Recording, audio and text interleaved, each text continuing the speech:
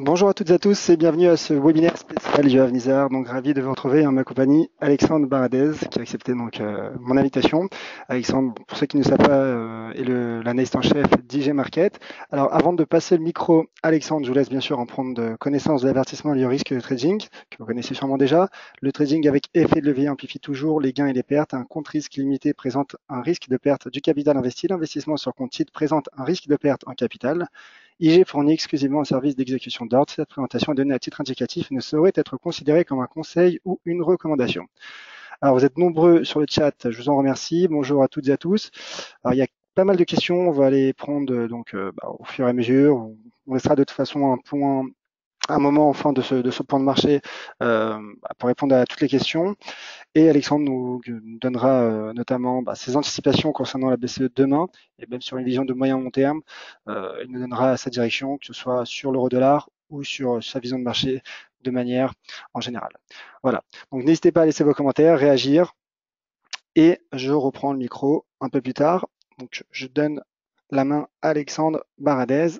Et c'est parti pour cette présentation spéciale BCE. N'hésitez pas d'ailleurs à me confirmer sur le chat que le son et l'image fonctionnent bien. De mon côté, tout a l'air de bien fonctionner. Voilà, donc apparemment, apparemment tout est parfait, on nous dit. Merci Jamal et Luc et tous les autres. Donc c'est parti. Et merci à Alexandre Baradez. À tout à l'heure.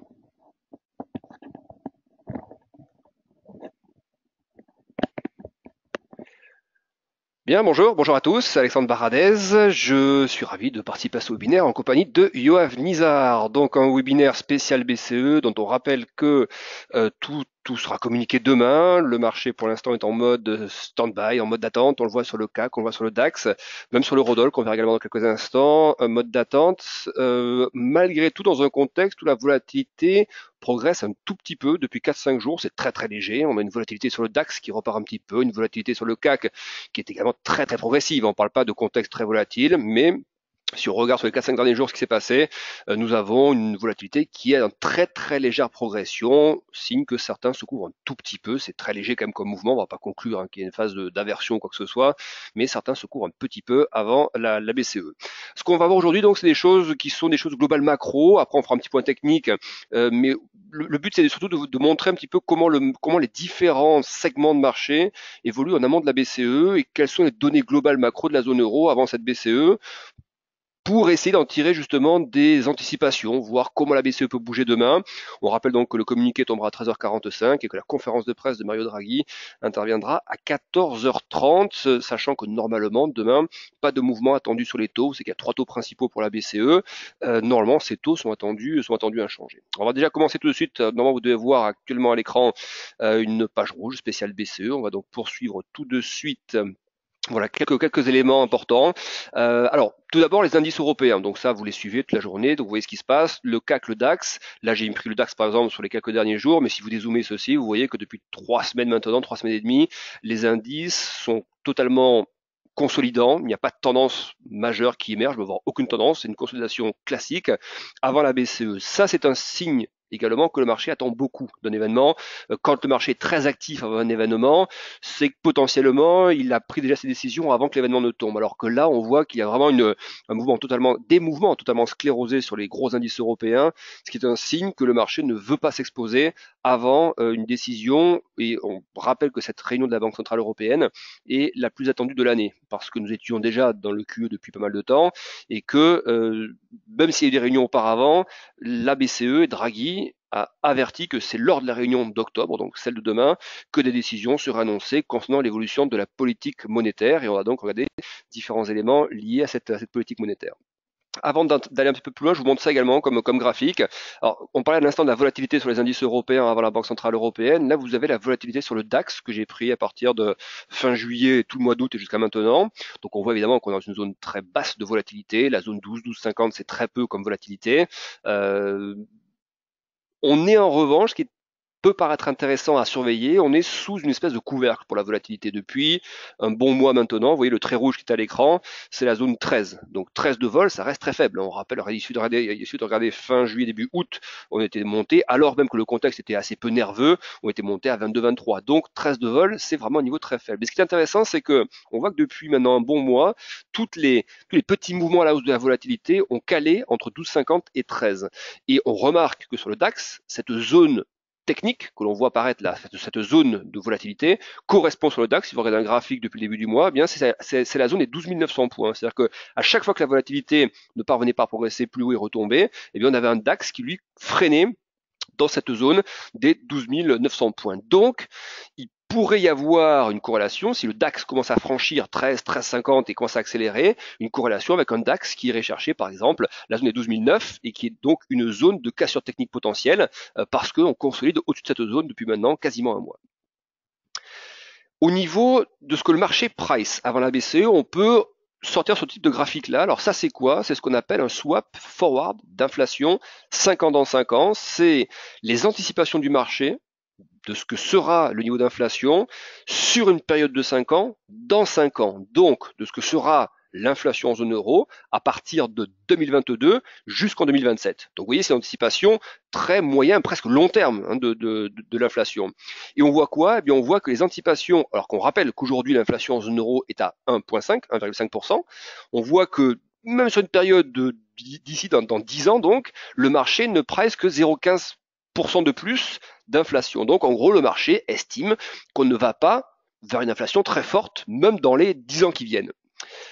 Évidemment, ça c'est une vision du marché au moment où on se parle. C'est pas du tout un outil prédictif, évidemment, hyper précis, qui peut prédire ce que sera l'inflation même déjà dans 6 mois ou 12 mois. C'est quasiment impossible. Pourquoi cet outil est intéressant? Parce qu'il montre plutôt un positionnement, je veux dire, un peu psychologique du marché sur la perception de l'évolution de l'inflation. En fonction des différents éléments qui lui parviennent, les éléments politiques, les éléments de prix, l'évolution des prix des matières premières, l'évolution des différentes politiques classiques par pays de la zone euro. Et tout ceci est synthétisé dans cette évolution, dans cette anticipation de ce que sera l'inflation. Donc c'est un élément qui montre qu'aujourd'hui le marché n'est pas très baissier sur l'inflation non plus. Vous voyez, ça se rétracte pas. On est quand même sur des niveaux bien plus élevés que ceux sur lesquels nous étions, notamment ici, vous voyez, en mi-2016 par exemple. On s'est quand même redressé. Mais ça montre également qu'il n'y a pas pour l'instant de signaux. C'est-à-dire que le marché, dans son positionnement, ne pense pas que la BCE, je parle bien sur ces anticipations-là, que la BCE va donc être trop agressive, vu que lui-même, ce marché, sur la question des anticipations d'inflation, ne verticalise pas de mouvement. On n'est pas sur une accélération depuis le début de l'année, vous voyez, 2017, on n'a quasiment pas bougé. On bouge d'un 40 à un 60, c'est pas des mouvements très très importants. Il suffit de voir ce qui s'est passé entre 2013, vous voyez, et 2016, pour voir que ça peut bouger beaucoup plus vite. Voilà, donc le marché, sur cette question-là, il est assez prudent. Mais c'est pas le cas partout. Si vous regardez en revanche le marché obligataire, par exemple, le rendement du Bund que vous avez à l'écran, là c'est en revanche un graphique assez récent, même très récent. Vous voyez que la flèche rouge, c'est ce qui s'est passé depuis 5-6 jours sur le rendement du Bund. On était donc il y a une grosse semaine à 0,35%. On est, au moment où on se parle, ça va encore un petit peu évoluer, ça c'était un screenshot de ce matin, on est actuellement à 0,49%. C'est-à-dire qu'on a eu 14 points de base d'évolution, donc 0,14% de hausse, ce qui est beaucoup pour le rendement du Bund à court terme. Donc, pourquoi le rendement du Bund progresse si le marché n'a pas de crainte sur la BCE? Là, on peut considérer qu'effectivement, le mouvement qu'on voit sur le Bund peut être un mouvement de couverture de certains investisseurs obligataires sur la réunion de demain, estimant qu'effectivement, le marché est peut-être un peu trop dovish, un peu trop accommodant sur ce qui pourrait sortir de la réunion de la BCE demain. Donc, ça peut être ce mouvement sur le Bund peut être lié à ça. En revanche, ce serait une erreur de considérer le momentum du rendement du Bund en dehors de ce qui se passe sur les autres taux de référence. Quand vous regardez le 10 ans US également, le rendement du 10 ans US, il progresse également assez sensiblement depuis plusieurs jours. Cette fois-ci, plus concerné par la question de la présidence de la Fed, et on sait que Trump doit donner sa décision dans les 15 jours qui viennent, normalement avant son déplacement en Asie, sur son choix pour le prochain président ou présidente de la Fed. Donc, le rendement du Bund peut montrer une forme de couverture avant la BCE, peut aussi suivre en partie ce qui se passe sur la partie US, avec des rendements qui progressent également côté US, là sur une problématique plus liée à la Fed. Donc, on voit que vous voyez, sur le marché, il y a quand même une forme de pricing malgré tout de ce que peut faire et de ce que peut dire la BCE demain. Alors, si on part de ce raisonnement-là, on doit se dire, et donc l'euro doit flamber à ce moment-là. Si le marché, le rendement du Bund progresse, l'euro doit monter. Et là, on voit qu'il y a deux, on le verra tout à l'heure sur le graphique, qu'il y a en fait une sorte de couverture du marché. C'est-à-dire qu'en gros, l'euro bouge pas beaucoup. Pourquoi il ne bouge pas beaucoup l'euro en ce moment? Il y a la phase d'attente assez classique, j'ai envie de dire, qui précède les grands événements. Donc le marché est souvent consolidant et attend l'événement.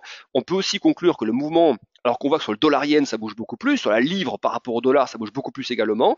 On peut aussi conclure que le mouvement sur l'euro-dollar, très stagnant, c'est une annulation de deux effets. D'un côté, le marché se dit, on devrait se renforcer en dollars, donc être plutôt baissier euro-dollar, parce que les rumeurs pour l'instant sur la présidence de la Fed, la prochaine présidence de la Fed, ça pourrait être un faucon du type Kevin Warsh ou du type Taylor, hein, l'économiste américain. Donc ils sont deux faucons et il semble qu'ils aient pour l'instant la préférence d'une partie des républicains et de Trump. Mais de l'autre côté, le marché se dit, ok, si on achète du dollar et qu'on vend de l'euro à quelques heures de la BCE, est-ce qu'il n'y a pas un risque demain d'avoir une BCE beaucoup moins accommodante, même si on sait qu'elle va faire des annonces? Le marché s'attend quand même pas beaucoup à de très gros mouvements, sinon on n'aurait pas un CAC sur les niveaux actuels et un DAX sur les niveaux actuels. Donc, le fait que le dollar se renforce pas plus en ce moment, alors qu'on le voit se renforcer par rapport notamment au yen, ça peut être évidemment le signe que le marché se dit, demain il y a des choses moins accommodantes qui peuvent arriver du côté de la BCE. Et donc ça s'annule, les deux effets s'annulent. L'appétit pour le dollar qui serait logique un petit peu en ce moment quand on voit les taux US qui progressent, eh bien est annulé par les attentes potentiellement élevées sur la BCE demain. Voilà, donc c'est une sorte de couverture en fait, une espèce d'annulation des effets, annulation qu'on ne voit pas du tout sur une paire comme le dollar yen qui elle est beaucoup plus sensible à ce qui se passe évidemment au Japon, mais en ce moment comme au Japon après les élections, on est revenu sur une phase plutôt calme. C'est surtout ce qui se passe sur la question dollar et la question de taux US qui préoccupe. Et on voit que comme les taux progressent très fortement, eh bien le dollar par rapport au yen progresse également très fortement. Il y a toujours une corrélation assez bonne entre ce que font les taux US et ce que fait notamment le dollar par rapport au yen. On reste sur la BCE parce que c'est la thématique de ce point marché. Je vous ai mis à l'écran l'évolution du bilan de la BCE, la taille du bilan de la BCE. Le bilan de la BCE, c'est quoi un bilan bancaire? Alors, je ne vais pas dire classique, parce que c'est pas une banque classique, mais elle a un bilan. Et la taille de ce bilan atteint aujourd'hui 4 363 milliards d'euros. Donc c'est important, mais on ne peut pas balancer un chiffre comme ça en disant c'est beaucoup, c'est pas beaucoup. Ça paraît beaucoup, évidemment, le montant paraît énorme. Il faut toujours rapporter le montant d'un bilan de banque centrale par rapport à la taille de l'économie concernée. C'est-à-dire qu'en gros, on dit toujours quelle est la taille du bilan de la BCE rapporté à l'économie européenne. Quelle est la taille du bilan de la Fed rapporté à la taille de l'économie américaine. Et là, on voit des choses assez intéressantes. Alors, déjà, le bilan, c'est quand même important à voir parce qu'on voit très bien évidemment que l'expansion du bilan, c'est surtout faite vous voyez ici lors du lancement du quantitative easing en fait, hein, c'est là que les achats d'actifs ont commencé. On était dans une zone de 2000 milliards d'euros pour la taille du bilan de la BCE. Vous voyez que le bilan a plus que doublé depuis le début du quantitative easing, hein, qu'on rappelle, qui était les achats d'actifs massifs de la BCE. En pourcentage du PIB de la zone euro, c'est 38%. C'est-à-dire que le bilan de la BCE pèse 38% du PIB de la zone euro. Et le bilan de la Fed, par exemple, pèse aujourd'hui autour de un quart du PIB des États-Unis. C'est-à-dire que le bilan de la BCE, en proportion du PIB, de l'économie donc, est plus important que celui de la Fed. En fait, l'intervention et le gonflement du bilan de la BCE en rapporté au PIB est plus important que celui de la Fed. Par exemple, on a l'impression que la Fed est assise sur des montagnes, ce qui est, en valeur absolue est vrai, mais rapporté à la tête de l'économie, finalement, le bilan de la BCE a beaucoup plus gonflé que le bilan de la Fed. Ce qui peut aussi justifier donc la nécessité de commencer à changer de trajectoire, de ne pas maintenir un rythme aussi important alors que l'économie européenne repart, que le taux de chômage baisse dans tous les pays, alors que les éléments de production repartent très nettement. Ce qui est important également de voir en ce moment, et qui peut justifier que la BCE change effectivement de ton et devienne moins accommodante dans les mois qui viennent. Alors vous me direz, mais ça c'est attendu. On sait très bien que la BCE va faire des annonces demain. La grosse incertitude, c'est pas est-ce qu'il y aura des annonces ou pas demain, c'est quelles seront ces annonces. On rappelle qu'on est actuellement sur un rythme d'achat d'actifs de 60 milliards d'euros par mois. La grosse question que le marché va surveiller, à laquelle il veut une réponse demain, c'est est-ce que oui ou non la BCE va annoncer la fin du QE. Ça c'est important. Une date de fin par exemple. Est-ce que la BCE va annoncer des choses claires en termes d'évolution des achats d'actifs et sur quelle période? On a 60 milliards. Toutes les agences de presse aujourd'hui ont des chiffres différents. Ils ont des sources différentes et des chiffres différents. les sources vont d'un abaissement des achats d'actifs à 20 milliards par mois, d'autres estiment que ça peut aller à 40 milliards par mois. Quand je dis, ce sont des sources, hein, donc c'est même pas des avis d'économistes ou autres, hein, ce sont des sources proches de la BCE, donc il y a des avis assez divergents. Certains estiment que ce sera 20 milliards d'euros par mois, d'autres 40 milliards. Donc, il y a une espèce de zone médiane à 30 milliards par mois. Voilà, le consensus de marché, c'est que la BCE devrait annoncer une diminution des achats d'actifs à hauteur, je dis bien le consensus, hein, c'est un peu ce que pense le marché, autour de 30 milliards, et maintenir ces achats d'actifs donc sur une période pour aller de 9 mois à 12 mois. Voilà, c'est un peu ça qu'anticipe le marché actuellement. Donc, si on est sur du 25 milliards ou du 20 milliards, par exemple, c'est un peu plus hawkish, c'est un peu plus agressif. C'est moins accommodant donc. Donc là, il pourrait y avoir des rebonds plus forts de l'euro, une baisse du marché action parce qu'il estime que c'est un peu trop violent comme changement de rythme, et là, ça pourrait être baissier pour les marchés.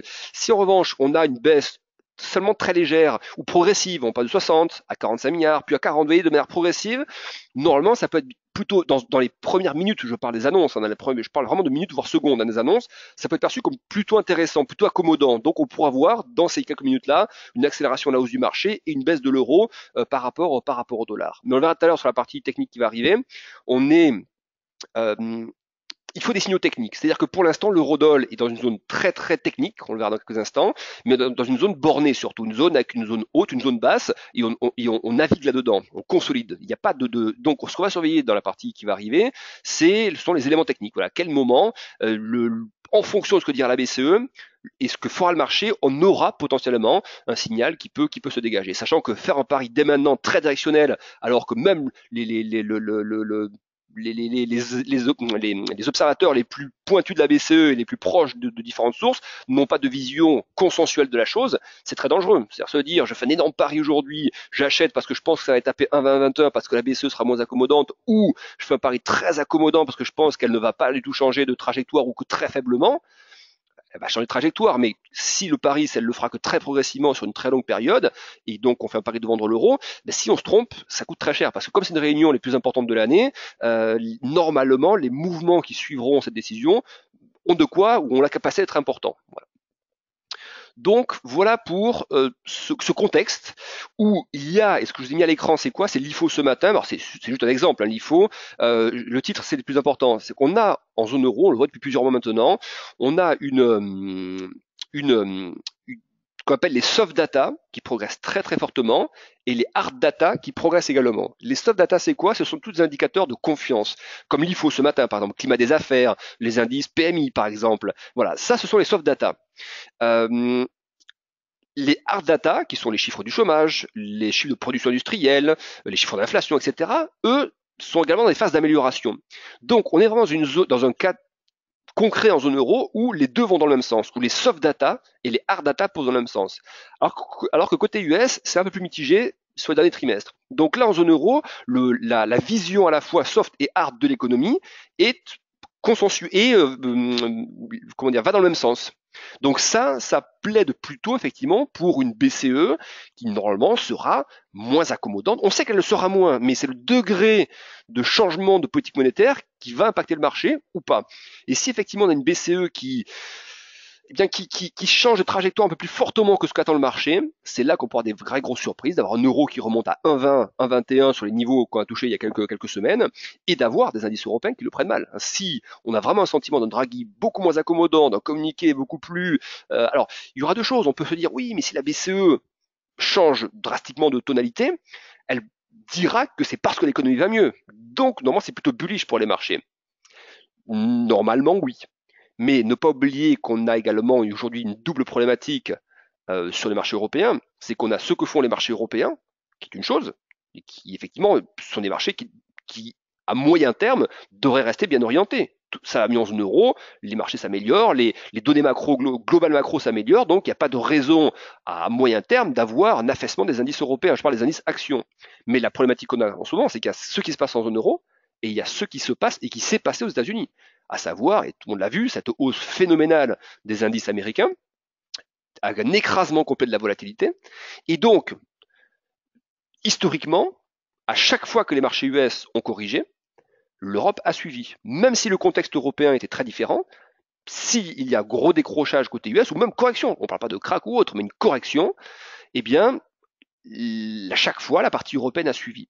Donc, selon moi, le vrai risque aujourd'hui, il est moins lié, même si on fait une session spéciale BCE, le vrai risque, il me paraît plutôt de voir ce qui va se passer côté US dans les jours et les semaines qui viennent, et qui là peut influencer l'Europe.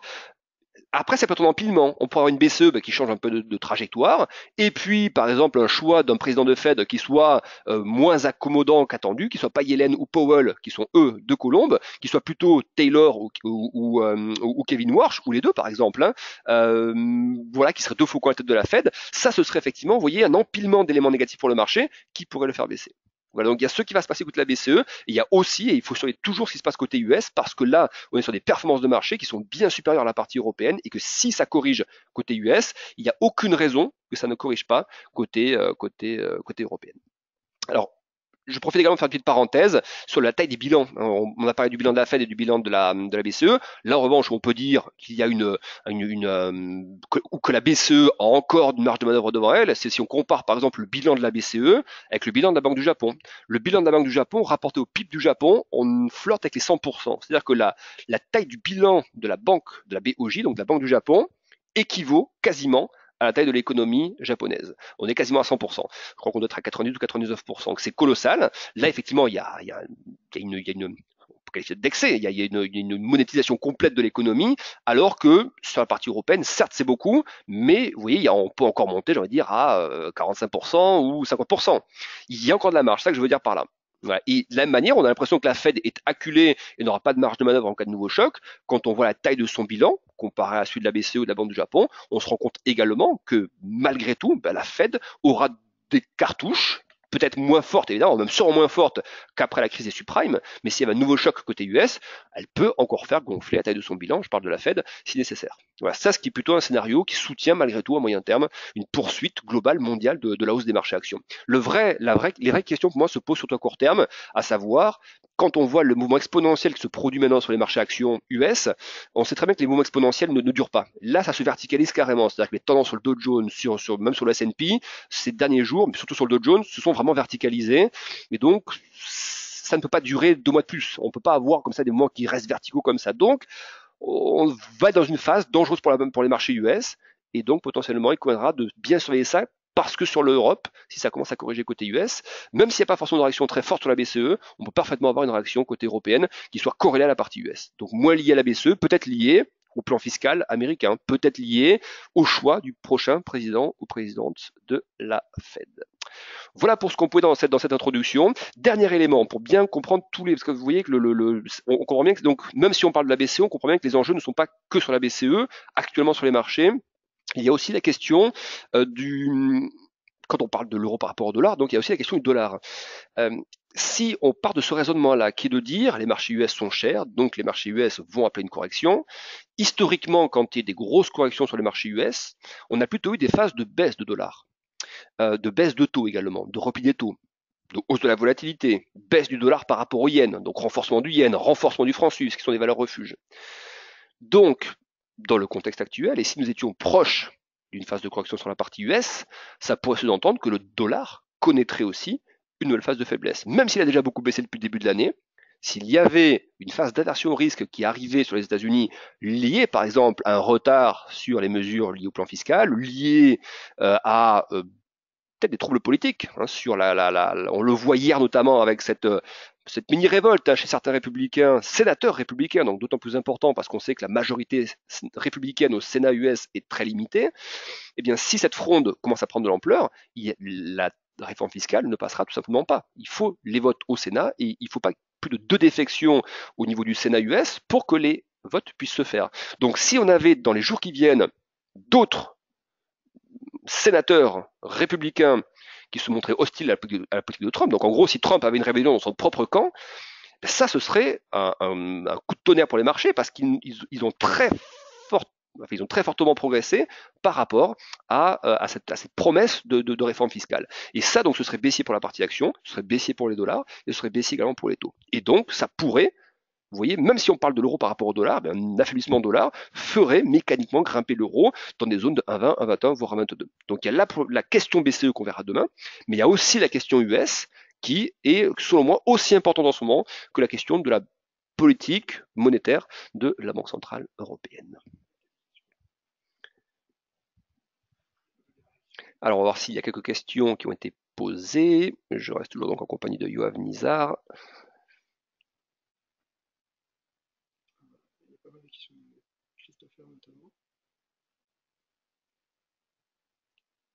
Alors, je regarde s'il y a des questions. Je vois qu'il y a des commentaires et des questions. Essayer de répondre aux questions.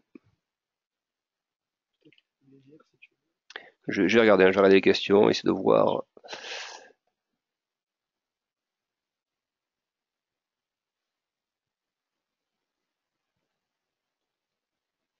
Alors Christophe là-bas pose pas mal de questions sur le forum. Selon vous, comment termineront les marchés européens en cette fin d'année? Alors c'est un petit peu ce que je viens d'expliquer, hein. C'est-à-dire que pour moi, en ce moment, je regarde beaucoup plus les supports, notamment sur l'Europe. Donc pour le CAC, les 5340 points, hein, c'est la zone support du range que l'on a depuis maintenant une 3 semaines, quasiment presque un mois. Je surveille les 12 900 points pour le DAX, qui est la zone support également du range des dernières semaines. Parce que en fait, je surveille tout simplement le moment où les marchés US vont commencer à corriger. Et même si je n'ai pas d'inquiétude sur la partie européenne, c'est-à-dire que je pense qu'un investisseur qui a un portefeuille sur l'Europe et qui se dit dans les 2-3 ans qui viennent, dois-je être long sur les marchés européens ou short sur les marchés européens, pour moi la question se pose même pas. Il faut être, chacun fait ce qu'il veut, mais je vois pas d'argument pour être vendeur marché européen dans les 2-3 ans qui viennent. Je pense que le CAC a un potentiel de hausse qui est encore important. Je pense que le DAX également. Je pense que beaucoup d'indices du sud de l'Europe, comme le MIB par exemple, ou même l'IBEX dans le contexte actuel, c'est un épisode de tension, mais graphiquement parlant, il y a de très gros supports sur les crises précédentes. Donc, je vois pas de raison dans le contexte même économique espagnol avec une croissance qui est égale à 3%. Pourquoi on aurait des décrochages de marché européen? Donc, la seule crainte en fait que j'ai actuellement, mais qui est une crainte bien réelle, c'est la performance des marchés US, qui me paraît excessive par rapport à l'économie américaine, par rapport aux résultats des sociétés américaines, des indices US qui ont également beaucoup anticipé de choses, notamment le plan fiscal, et donc je suis plutôt à surveiller les supports. En gros, j'attends plutôt des signaux de correction, et donc c'est pour ça que je surveille plutôt la partie support en Europe, sur le CAC et le DAX notamment, plutôt que la partie hausse. En gros, ça veut dire quoi? C'est-à-dire que si, par exemple, le CAC ou le DAX, dans les heures qui viennent, un jour qui viennent, venait à réaccélérer encore à la hausse, je ne suis pas convaincu, tant qu'on n'a pas eu de début de correction de la partie US, qu'il faille le jouer très, très longtemps. Je pense que le risque aujourd'hui, la probabilité est plus importante du côté d'une correction US notamment que d'une poursuite encore longue de la hausse des marchés US. Voilà. Donc, et comme on joue ces corrélations, on n'a pas vu historiquement de marché européen performer quand les marchés US corrigent, eh bien, je pense que là, ce quatrième trimestre, on a plutôt des risques correctifs que des risques de poursuite d'extension.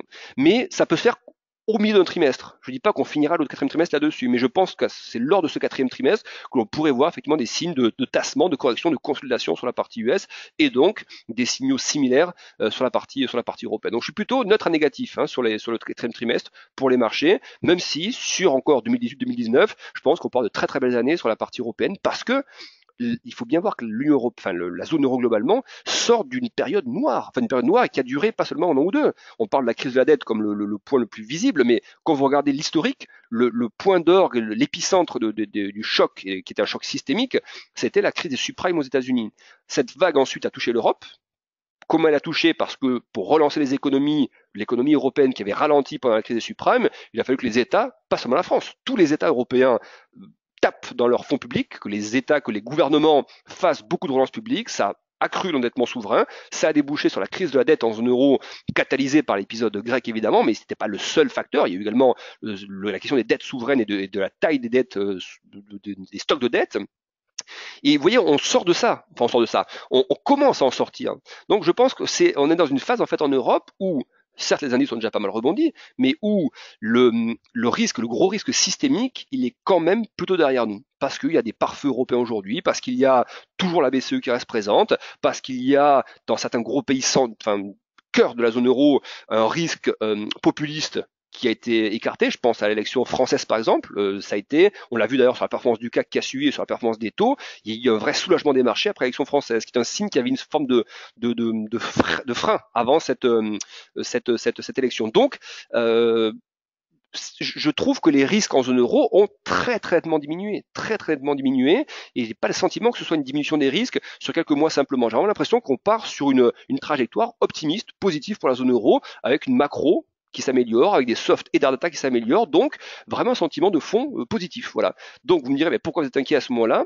Je le répète encore une fois, je suis inquiet, c'est pas une inquiétude sur l'Europe, c'est une inquiétude sur le niveau et la cherté des marchés américains. Je rappelle par exemple qu'un indice comme le Nasdaq ou le Nasdaq 100 ont des PER qui flirtent avec les 28 aujourd'hui, alors qu'un indice comme le CAC ou le DAX ont des PER à 16-17. Voilà, donc on a des marchés américains qui sont bien plus chers que les marchés européens. Voilà, donc je vois pas comment ça peut se poursuivre comme ça. On voit que les résultats du Q3 sont bons. Mais quand vous avez une courbe, par exemple, de l'évolution des bénéfices par action des sociétés du S&P 500 et que vous plaquez une évolution du S&P, par exemple, eh bien, c'est des courbes qui sont habituellement bien corrélées, l'évolution des bénéfices par action et la variation du S&P. Et quand vous plaquez ces deux courbes, vous voyez que depuis plusieurs mois, depuis quasiment 2-3 trimestres maintenant, vous avez une grosse divergence entre la trajectoire du S&P, qui est très très verticale, et la trajectoire des bénéfices par action des sociétés du S&P. Donc, il y a soit on a un marché qui est très confiant sur le fait que les résultats des sociétés américaines continuent de s'améliorer dans les trimestres et les années à venir, soit il y a un excès de marché action qui nécessite une correction. Voilà. Et moi, je plaide plutôt pour la deuxième hypothèse parce que le sentiment, c'est que le marché US a déjà pricé énormément d'éléments très positifs. Déjà, les résultats Q1, Q2 qui s'amélioraient sont déjà dans les prix. La partie plan fiscal, ça fait 9 mois que le marché US la price. Et la partie Fed accommodante, normalement, c'est plutôt terminé. Voilà. Donc, où sont aujourd'hui les travaux catalyseurs? Voilà. Pour la partie US. Voilà, donc on va juste faire un petit point de technique, si vous voulez, sur l'eurodoll, donc vu qu'on va s'intéresser à ça, qui est évidemment un des actifs, enfin c'est pas un actif, c'est une paire de devises qui est évidemment la plus surveillée à l'approche, déjà la plus tradée globalement, historiquement, sur un volume d'échange du marché d'échange quotidien qui fluctue entre 5 000 et 6 000 milliards de dollars par jour. Les mouvements sur l'eurodoll représentent un peu plus de 50%. Donc on a des échanges quotidiens sur l'eurodoll qui dépassent les 2 000 milliards d'euros. Donc c'est vraiment la paire la plus tradée d'un point de vue spéculatif et d'un point de vue également pour les échanges commerciaux. Alors je vais juste vous montrer ceci. On va donc voilà, s'intéresser un petit peu au niveau technique, on va les tracer un petit peu ensemble. Pour moi, je vais vous montrer quelque chose qui me paraît en ce moment l'élément presque le plus important à surveiller parce qu'on voit que les marchés s'arrêtaient dessus en fait depuis déjà 4-5 semaines. Donc là, j'ai pris un graphique de l'eurodoll totalement épuré. Vous voyez, vous avez juste un graphique en chandelier japonais. C'est un graphique, vous voyez en haut à droite, en hebdo. Donc chaque chandelier représente une semaine de cotation.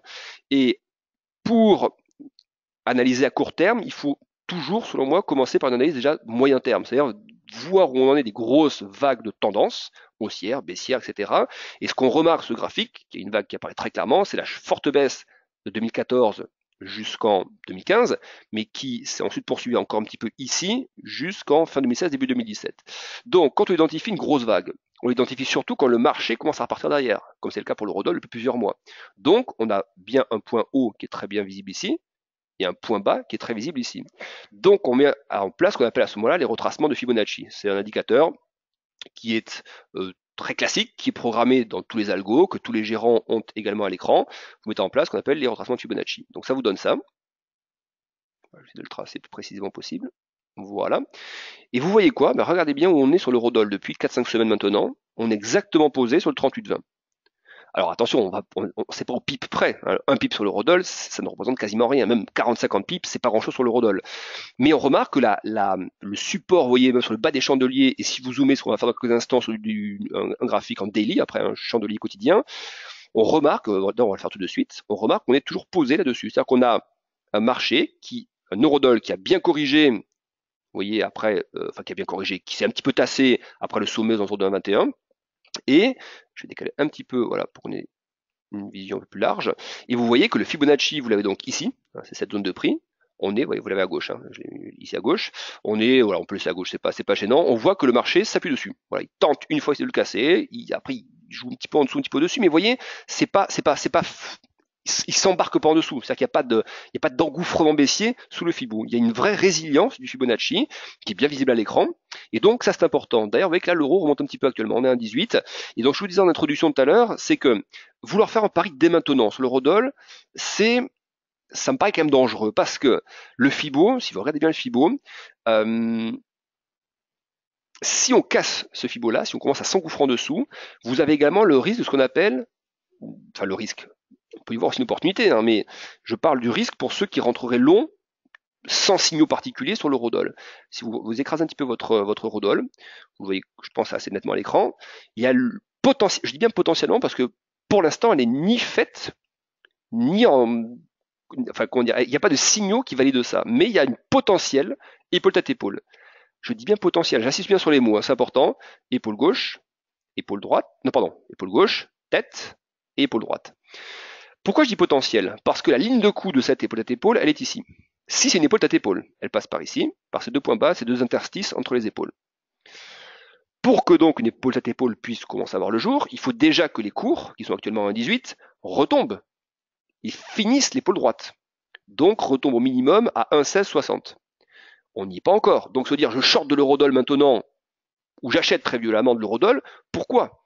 On ne casse pas de résistance sur l'eurodoll. Vous voyez que la résistance récente sur l'épaule droite, elle est ici, c'est 1,1880. Donc on est coincé entre une ligne de coup qui pour l'instant n'en est pas une définitive, parce qu'on l'a pas, on l'a pas finalisé sur l'épaule droite, et de la même manière, on n'a pas de vrai signaux bullish parce que l'euro ne vient pas taper, ne vient pas tenter d'invalider l'épaule droite, ne vient pas tenter de passer au-dessus.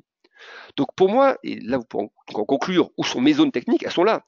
C'est-à-dire que si on a cette très bonne résilience, ce qui est le cas sur le FIBO depuis maintenant 4-5 semaines, et qu'on a un euro qui commence à chasser dans les jours ou dans les heures qui viennent la zone 1,1880, eh bien ça peut vouloir dire que l'euro ne fera pas son épaule-tête-épaule. Ça peut vouloir dire qu'il s'est embarqué dans une figure technique qui pouvait être une épaule-tête-épaule, mais qui n'en sera potentiellement pas une si on commence à retaper cette zone de prix, parce que derrière, si on commence à casser ici et qu'en plus c'est un mouvement fait parce que la Banque Centrale Européenne est moins accommodante qu'attendu, on peut filer très rapidement derrière sur les 1,20 et les 1,21, c'est-à-dire revenir sur les plus hauts précédents. Et là, il n'y aura pas d'épaule droite, c'est-à-dire qu'on aura une figure qui sera plutôt une phase de consolidation avec réextension vers les plus hauts précédents. Voilà. Donc c'est pour ça qu'il est dangereux trop en amont de conclure une épaule tête épaule, parce que pour l'instant, la ligne de coup n'est pas retestée, la ligne de coup potentielle n'est pas retestée, il faut y retomber à 1,1660, premier élément, et ensuite parce que graphiquement, on est finalement entre les deux extrêmes récents. L'extrême récent, c'est le plus bas ici à 1,1660, et le plus haut ici à 1,1880. Et vous voyez, actuellement, on est quasiment entre les deux. Donc c'est pour ça que moi j'attendrais plutôt des signaux avant de commencer à réfléchir à une nouvelle stratégie. Attendre soit qu'on vienne taper l'1,1880 et l'entente, la sortie par le haut vers les 1,20, 1,21, soit, et là il faut se méfier de ça également, soit on arrive sur la ligne de coup, mais attention que l'épaule tête-épaule est une figure extrêmement baissière et qui peut vous amener très très bas. C'est-à-dire que si on tape 1,1660, vous prenez l'écart entre la ligne de coup qui est ici et la tête de la figure qui est ici. Donc on a une tête aux alentours de 1,21, j'ai pas le cours exact à droite que je vois qui est un petit peu caché, on doit être aux alentours de 1,21. Vous prenez 1,21 jusqu'à une de coup 1,1660, ça vous fait 450 pips à peu près. Donc vous enlevez 450 pips de 1,1660, ça vous amène sur du 1,1220, 1,12. Voilà. Donc une finalisation d'épaule tête épaule voudrait dire retour à 1,12. Donc pour ce faire, il faudrait une BCE extrêmement accommodante. Et ça sous-entendrait que les marchés européens, donc si un euro commençait à retomber vers la 1,12, ça sous-entendrait normalement que les marchés européens en bénéficieraient. Quand un euro est plutôt faible, ça bénéficie aux marchés européens, donc on pourra avoir à ce moment une réaccélération DAX et CAC. Mais souvenez-vous ce qu'on a dit tout à l'heure par rapport au marché US. Est-ce qu'il est compatible d'avoir une nouvelle poussée forte et durable des marchés européens si toutefois les marchés US, qui sont très chers actuellement, venaient à corriger dans les jours et les semaines qui viennent? Voilà. Donc, c'est pour ça que je ne dis pas que je regarde un niveau plutôt qu'un autre, mais comme les marchés US sont très chers, potentiellement soumis à un risque correctif, et qu'historiquement le dollar a pu flancher et a flanché, notamment dans les crises récentes, je parle de 2015 à l'été 2015 par exemple sur la crise chinoise, ou fin 2015, début 2016 avec la baisse du pétrole, la crise des émergents, etc. À chaque fois qu'on a eu ces phases d'aversion au risque sur le marché, on a eu un dollar plutôt baissier, donc renforcement du yen, renforcement du franc suisse, baisse du dollar, baisse des taux américains, et montée de la version au risque, l'or qui grimpe, etc. Donc si c'est ce vers quoi nous allons, normalement, ça veut dire un dollar un peu plus faible, et donc un euro qui pourrait aller chercher les 1,21, 1,22. Voilà. Le seul cas de figure, il faut essayer d'analyser tous les cas de figure possibles, le seul cas de figure où, selon moi, il y aura un risque de voir les marchés US corriger, je parle des marchés actions, avec un dollar qui pour autant grimpe et des taux américains qui pour autant grimpent, c'est si Trump faisait le choix d'une présidence de la Fed et d'une vice-présidence au quiche, avec deux faucons en fait, deux faucons aux deux postes clés. Là, le marché action peut se dire bon c'est la fin de l'open champagne, les taux vont remonter, l'argent va coûter plus cher, toutes les valeurs tech qui sont très sensibles à ces thématiques de coûts tout simplement de financement vont normalement baisser et ça pourrait faire à ce moment-là grimper le dollar et grimper les taux. Pour moi, c'est le seul cas de figure où nous pourrions par exemple avoir un marché action US qui baisse avec un euro-dollar qui baisse également. Ce serait ce cas de figure-là. Et donc ce serait pas forcément plus très aussi pour les marchés européens, parce que ça voudrait dire que de l'autre côté, les marchés US sont en train de baisser. Donc même un euro qui baisserait à ce moment-là ne serait pas forcément supportant des marchés européens.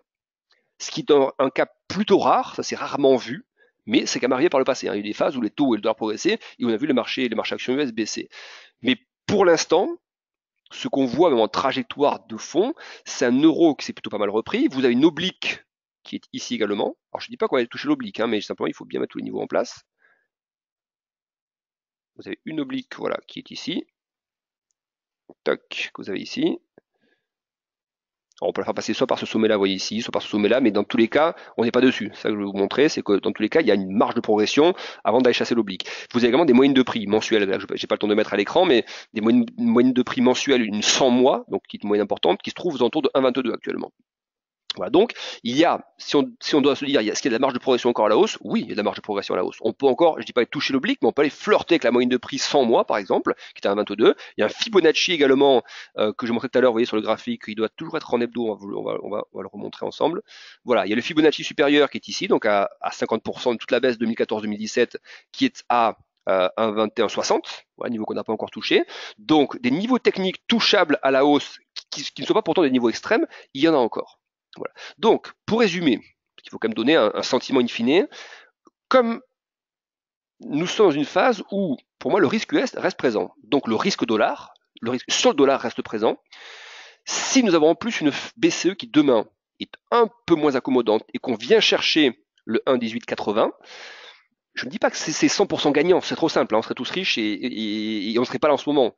Mais il me semble que dans le contexte qu'on vient de décrire, un retour à 1,1880 serait une zone technique intéressante à travailler en rupture, dans le sens dans lequel on l'attaque, c'est-à-dire si on l'attaque par le bas, donc on joue la cassure par le haut, pour aller chercher un retour vers les plus hauts précédents. Voilà, c'est à partir de cette zone de prix, je pense que le niveau technique redevient intéressant et peut-être, je dis pas moins spéculatif, mais en tout cas moins incertain, enfin me semble-t-il moins incertain que si on prend une position pile dans un range où pour l'instant il n'y a pas de tendance. Voilà.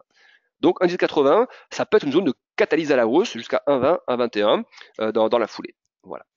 Si, et donc dans l'autre sens, si inversement, le marché vient d'abord taper la zone basse ici, 1,1660, chacun fait ce qu'il veut, donc on peut, ceux qui veulent tenter la cassure, mais je vous invite à être très prudent parce que ce que l'on peut voir, ou ce qu'on a vu dans certains cas, c'est un marché qui tente en fait, qui envoie juste un faux signal, une fausse cassure, on appelle ça un false breakout quand c'est un range, là c'est pas vraiment un range, mais un faux signal de cassure, qui va faire croire que l'épaule tête épaule commence à se mettre en place, qui fait juste une incursion pendant quelques secondes, quelques minutes ou quelques heures sous le niveau, et qui se redresse très vite derrière. Et ça, c'est souvent des figures de retournement très fort de tendance, vous avez un faux signal, et derrière ça accélère dans l'autre sens. Donc si ça devait d'abord être le cas, si on allait d'abord chasser la zone basse 1,1660, faut-il rentrer vendeur? Moi, si je dois donner aujourd'hui un sentiment, je serais beaucoup plus favorable pour travailler des positions longues une fois qu'on touche en 18,80 vers les 1,20 à 1,21 plutôt que de chercher une rupture, même s'il y a signal, plutôt de chercher une rupture du support ici, qui selon moi pourrait présenter des risques de faux signaux, de non-durabilité. Voilà. Après, il y a une seule inconnue et là que personne ne maîtrise. Donc on a beau faire tous les scénarios qu'on veut dans tous les sens, on peut quand même donner un sentiment, ce que je viens de faire, mais il y a quelque chose qu'on maîtrise peu, ça va être la volatilité pendant les millisecondes ou les secondes qui vont suivre, déjà 13h45 le communiqué, et ensuite la conférence de presse de Draghi pendant la conférence. Parce que là, les algos vont extrêmement vite.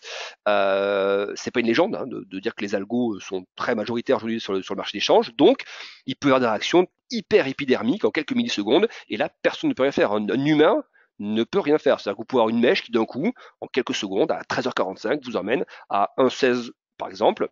Faut-il à ce moment-là, si vous avez ce cas de figure-là, une mèche d'un coup qui tombe à 1,16 et que la liquidité revient vers 1,16, faut-il rentrer vendeur? Prudence, parce que ça veut dire que le marché a déjà enfoncé les supports, qu'il a déjà fait une perf baissière, ça peut être le point bas et ça peut remonter derrière. Donc dans ce cas-là, je suis beaucoup moins favorable pour prendre des positions. Une fois que la mèche est faite, s'il y a vraiment eu déjà test, moi je suis favorable à rentrer dans des phases où le marché est liquide et donne un point d'entrée tradable. Si c'est juste une énorme mèche avec un spread monstrueux de 20 ou 30 pips parce qu'il n'y a pas d'équité dans le marché à ce moment-là, soyez quand même très prudent parce que vous pouvez rentrer au plus bas et vous pouvez avoir un énorme mouvement de pullback derrière qui finissent la journée sur plus de 200 ou 300 pips et vous allez shorter au plus bas. Voilà. Donc voilà, pour donner mon sentiment, c'est que je serais plus favorable à travailler l'indice de 80 en position longue vers les plus hauts précédents s'il y a un signal vendeur. Pour les raisons que j'ai indiquées sur les indices, etc., le manque de vol côté US et le risque d'une correction côté US, je serais voilà, moi c'est pas quelque chose que moi personnellement je tenterais sur un 1660. Voilà. Quitte à se priver, donc après ça peut payer et puis aller à un 12. Mais ce serait un choix, voilà, soit stratégique de ne pas privilégier une direction, plutôt en privilégier une autre s'il y a signal. Voilà pour ce que je pourrais dire sur l'aspect technique Eurodoll.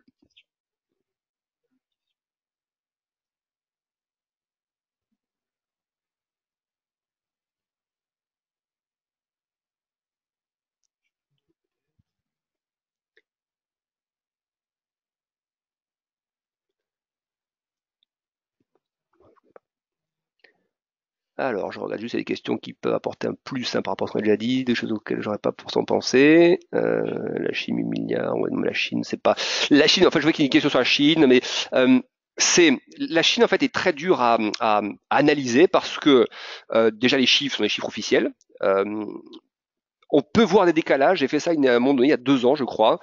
J'avais comparé l'évolution, par exemple, des matières premières, dont on sait qu'elles dépendent en grande partie de l'appétit de la Chine, avec l'évolution du PIB chinois. Et on a quelque chose d'assez surprenant, où on voit que la croissance chinoise, par exemple, stagne entre 6 et 7% depuis maintenant plusieurs années, alors qu'elle était montée très haut et qu'elle est ensuite retombée, mais il y a comme une espèce de plancher en dessous duquel les stats chinoises ne sont jamais tombées au niveau de la croissance, c'est la zone des 6%. Je ne crois pas qu'on soit tombé, ou alors si on est tombé, c'était que très éphémère, et après on reste collé à ces 6%, 6-7%. Alors que si vous comparez une courbe de matières premières, par exemple un indice de matières premières, agricoles, énergie, métaux, un indice donc très large, composite, vous remarquez que l'indice, quand vous le corrélez à la croissance chinoise, est tombé beaucoup plus bas. C'est-à-dire qu'en gros, vous voyez que l'indice de matières premières n'a pas suivi et n'épouse pas la trajectoire de la croissance chinoise, mais est tombé beaucoup plus bas. Comme si, à un moment donné, les chiffres de la croissance chinoise ne reflétaient pas forcément la réalité de ce qu'en revanche, de ce qui n'est pas modifiable, de ce qui n'est pas comment dire, transformable, à savoir les chiffres mondiaux d'échange et de croissance de matières premières ou de baisse, pas de croissance, donc de non-croissance des matières premières. Et on avait à un moment donné une très très forte divergence entre la trajectoire des matières premières et la forte baisse des matières premières et l'évolution des données chinoises. De la manière que là, vous voyez qu'avant le congrès du Parti communiste, on a des marchés actions chinois qui se sont très très bien rétablis. Pourtant, on sait tous très bien que la Chine est un des pays dont le taux d'endettement est le plus élevé, dette privée, publique notamment, sur le segment immobilier encore plus. Voilà, donc c'est essayer de trouver une référence sur la Chine, pour moi non. En revanche, penser que la Chine peut redevenir un risque, oui. Voilà, c'est plus dans ce sens-là. Dans ce contexte, on se méfie. On regarde donc les supports, on regarde la volatilité qui est très basse. On sait qu'à l'été 2015, on se souvient tous qu'en août 2015, fin août, c'est un mouvement de la Banque centrale chinoise totalement inattendu qui avait généré 13-14% de baisse en 6 jours, seulement en 6 jours sur les marchés actions US. Voilà, donc il suffit de n'importe quoi sur la Chine un peu inattendu, effectivement, pour que ça lance les hostilités. Mais si on doit lister aujourd'hui ce qui peut faire bouger les marchés, on va pas faire de prédiction parce que il y a énormément de choses. Effectivement, un mouvement sur la Chine, par exemple, une faillite d'une région, d'une grosse entreprise chinoise, par exemple, ça peut être ça. Mouvement de la Banque centrale chinoise, à nouveau. La Corée du Nord, par exemple. À nouveau des défections dans le camp de Trump chez les Républicains. Une remise en cause du plan fiscal. Vous voyez, il y a tellement de possibilités que dire ça va être ça ou ça revêt un caractère assez impossible. En revanche, moi je suis plutôt favorable pour dire il y a une volatilité qui est très faible, il y a un marché action US qui est très étiré, plutôt d'essayer de courir après une tendance haussière, et si on peut-être de surveiller les supports, les moyennes de prix par exemple, les 50 daily sur le S&P, le Dow. Voilà, ce sont des moyennes sur lesquelles les indices américains ont jusqu'à présent bien rebondi. Toute la phase de hausse qu'on a vue là sur les 2-3 trimestres précédents, à chaque fois on a une phase dans des phases d'accélération, le marché est venu se poser sur cette moyenne 50, passant légèrement en dessous, et ensuite rebondissant. Donc, j'ai envie de dire que tant que cette moyenne de prix est intacte, la 50 daily, le signal reste pour l'instant positif. Mais comme le marché a déjà beaucoup grimpé, c'est au moment où on traversera cette 50 daily que les choses peuvent commencer à se gâter. Donc c'est à partir de là, je pense, que les signaux deviendront exploitables à la baisse plus favorablement pour les marchés US. Je pense pas du tout qu'il faille shorter les marchés US. Pour l'instant, il n'y a pas de signaux, il n'y a pas de, vous voyez, on casse pas de support. Donc pour l'instant, il n'y a pas d'opportunité. Mais tout retour sur une moyenne de prix, sur le S&P, le Dow, le Nasdaq, peu importe, tout retour au contact de la moyenne de prix la MME, donc moyenne mobile exponentielle, 50 jours. Comme c'est un niveau qui a bien supporté les cours jusqu'à présent, si on le transperce ce niveau, là, il y a un vrai risque effectivement de décrochage des marchés. Alors question, est-ce que les banques centrales travaillent de concert? Elles l'ont fait, je crois notamment lors de la crise des subprimes pour assurer, je crois que c'est j'ai un doute, hein, mais je crois que c'est lors de la crise des subprimes pour assurer ce qu'on appelle des lignes de liquidité en dollars, pour éviter tout simplement que comme il y avait une demande assez forte de ce côté-là, pour éviter que, la liquidité en dollars s'assèche. Donc il y avait la mise à disposition de lignes de crédit dollars mises par les différentes banques centrales. Voilà, c'est de mémoire, la seule action coordonnée connue sur les années récentes sur les banques centrales. Est-ce qu'elle travaille de concert? On sait que Draghi a indiqué à plusieurs reprises qu'il était en contact avec ses homologues, avec d'autres banques centrales. Donc il y a contact, hein, il n'y a pas de mur entre les banquiers centraux. Est-ce que c'est coordonné? Je ne suis pas tellement sûr parce que pourquoi expliquer à ce moment-là que l'euro soit remonté à 1,21? Draghi n'avait aucun intérêt à voir un euro remonter à 1,20 ou 1,21. Il aurait parfaitement préféré, pour bénéficier, pour que l'inflation remonte plus vite, que l'euro reste à 1,03, 1,04 ou 1,05. Donc le fait, vous voyez, que l'euro soit remonté, si vraiment il y avait une action corrélée des banques centrales, elles auraient fait en sorte que l'euro ou Draghi aurait demandé, vous voyez, à ce que l'euro reste bas. Ça n'a pas été le cas. Donc non, je ne pense pas qu'elles travaillent réellement de concert. En revanche, je pense qu'elles interviennent de concert quand effectivement il y a une menace, une menace systémique, ce qui était le cas lors de la crise des subprimes.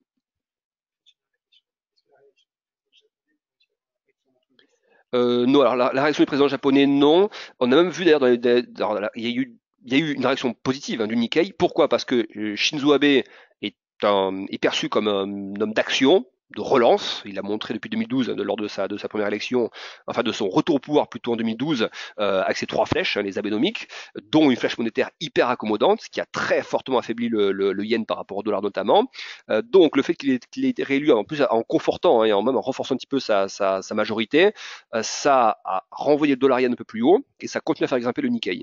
Mais pour moi, non, ça n'a pas d'impact direct. D'ailleurs, quand vous regardez la tête du Nikkei, par exemple, la trajectoire du Nikkei par rapport à un DAX ou un CAC, ça ne ressemble pas. Il n'y a pas de phase, à part peut-être dans les grosses phases d'aversion au risque, où là on sait que le yen se renforce, et quand le yen se renforce trop, c'est plutôt baissier pour le Nikkei, et donc on voit aussi, hein, si c'est baissier, si le yen se renforce et qu'il y a de l'aversion au risque, c'est que l'Europe et les États-Unis baissent aussi, vous voyez. Donc dans ce cas-là, oui, à la baisse, oui. Mais sur les phases de hausse, il y a rarement eu de grosses corrélations avec le Japon et les autres zones. Ça reste quand même une zone très particulière, le Japon.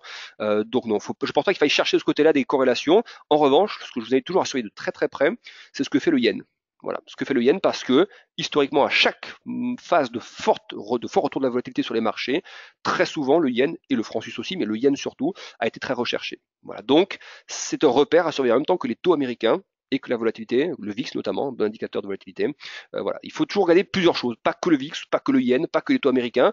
L'or aussi, on peut le regarder également, hein, l'or marqueur de risque. Donc quand vous avez une bonne corrélation, l'once d'or qui grimpe, la volatilité qui grimpe, le yen qui se renforce et les taux US qui baissent par exemple, et si vous voyez que les marchés actions commencent à corriger à ce moment-là et passent sous leur moyenne de prix 50 daily, à ce moment-là, je pense que là oui, il y a des signaux qui commencent à devenir intéressants. Voilà, donc je vais vous laisser là-dessus. Je vais redonner la parole à Yoav qui va conclure tranquillement ce Market Live. Merci de votre participation et donc à une prochaine, peut-être pour un nouveau webinaire en partenariat avec DailyFX. À bientôt, au revoir. Avec plaisir, merci beaucoup Alexandre Baradez, que bon, vous savez déjà, mais vous pouvez retrouver chaque matin à 11 heures pour son Market Live. Et bah, quant à moi, on se retrouve donc demain à 13h30 pour un live spécial décision de taux de la BCE. Et il y aura un deuxième live une heure plus tard donc pour la conférence de Mario Draghi dont on suivra ensemble. Alors merci à toutes et à tous, hein, vous avez été nombreux, très nombreux sur le chat et notamment donc nombreux à être présents pour ce live spécial. J'espère qu'il vous a plu. Voilà, je tenterai de temps en temps d'inviter certaines personnes justement pour animer un peu ce webinaire et nous donner leurs sentiments de marché. Donc merci à toutes et à tous. Si vous avez d'autres questions, n'hésitez pas à nous les poser sur Twitter, donc soit sur le compte d'Alexandre, soit le mien, @yoavnizar. Et on sera bien sûr heureux de pouvoir vous aider. Merci à toutes et à tous et à bientôt. Au revoir.